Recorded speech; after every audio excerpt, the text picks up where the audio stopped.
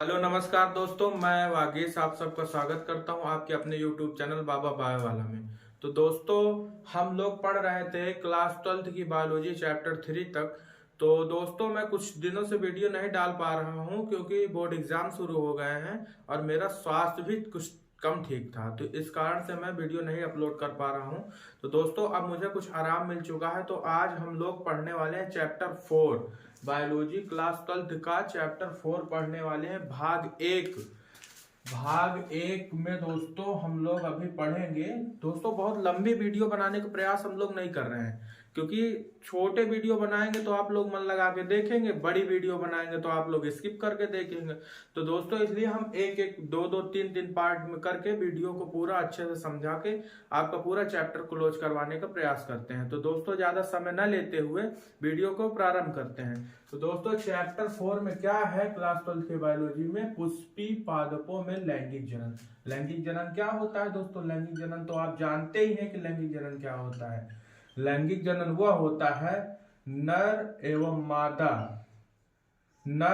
मादा के मिलने से युग्मजत का निर्माण होता है। तो दोस्तों, उस प्रक्रिया को हम लैंगिक जनन कहते हैं। तो दोस्तों, उसी प्रकार हम पुष्प में पादपों में लैंगिक जनन को पढ़ेंगे। तो दोस्तों, आइए अब वीडियो को प्रारंभ करते हैं और आगे जानते हैं कि पुष्पी पादपों में लैंगिक जनन क्या होता है। तो दोस्तों, अब हम लोग पढ़ने वाले हैं पुष्पी पादपों में लैंगिक जनन। लैंगिक जनन तो आप जान चुके हैं कि नर और मादा के मिलने से जो क्रिया होती है उसको हम युग्मनज कहते हैं। तो दोस्तों, अब हम लोग पढ़ेंगे पुष्प की संरचना। पुष्प की संरचना के बारे में पढ़ेंगे।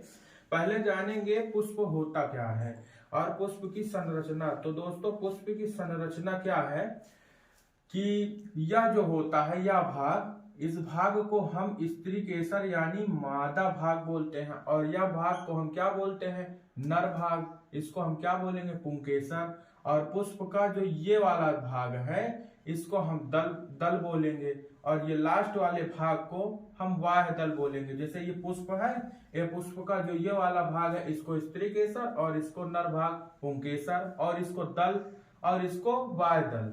तो दोस्तों, पुष्प के 4 चक्र होते हैं, पहला, दूसरा, तीसरा और चौथा। तो पहला क्या है?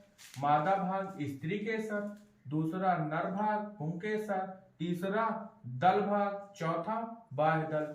अब पुष्प के 4 भाग होते हैं, 4 भाग के 2 भाग और बनाए गए जैसे आवश्यक चक्र और सहायक चक्र। तो आवश्यक चक्र क्या होते हैं? पुंकेसर और स्त्री केसर। इन दोनों के मिलने से पुष्प की संरचना होती है, उसे हम क्या बोलते हैं? युग्मनक बोलते हैं। तो दोस्तों, इस भाग को हम क्या बोलेंगे? इन दोनों के मिलने से एक नया पुष्प तैयार होगा, उस चीज को हम क्या बोलेंगे? युग्मनक बोलेंगे। तो दोस्तों, आवश्यक चक्र के 2 भाग पुंकेसर और स्त्री केसर और सहायक चक्र 2 भाग बांटे गए। अब दोस्तों, जानेंगे हम कि पुंकेसर कितने प्रकार के होते हैं और स्त्री केसर कितने प्रकार के होते हैं। तो पुंकेसर 3 प्रकार के होते हैं और स्त्री केसर भी 3 प्रकार के होते हैं। तो दोस्तों, आप पुंकेसर को जानते हैं, पुंकेसर के कितने प्रकार होते हैं। दोस्तों, जैसे ये है दल है, एक है तो यह एक दल कहलाएगा और इससे अधिक होगा तो दल का समूह कहलाएगा, दल का समूह। तो दोस्तों, अब आगे हम लोग जानते हैं कि एक पंखुड़ी है तो उसको हम दल बोलेंगे और एक से अधिक हो गई तो दलों का समूह बोलेंगे। तो दोस्तों, उसको भी जानते हैं और आगे देखते हैं।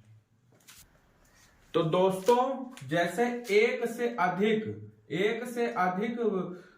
पत्ती हो जाए, एक से अधिक भाग हो जाए तो उसे हम क्या बोलते हैं? दलों का समूह। जैसे यह एक है और ये इधर का भी हो गया, एक और हो जाए तो इसको हम 1 2 3 4 एक से अधिक भाग को हम क्या बोलेंगे? दलों के समूह को हम क्या बोलते हैं? दलपुंज बोलते हैं। जैसे एक है तो उसे हम दल बोलेंगे, एक से अधिक हो गया उसको हम दलपुंज बोलेंगे। वाह्य दल, एक है, 2 हो गया, 4 हो गया। जैसे एक पुष्प है तो हर एक प्रकार की जो एक कवरेज होती है जो पुष्प को बंद किए रहती है उसमें 4 प्रकार की पंखुड़ियां होती है तो उसे हम क्या बोलते हैं? वाह्य दलों। वाह्य दल के समूह को हम क्या बोलते हैं? वाह्य दल पुंज।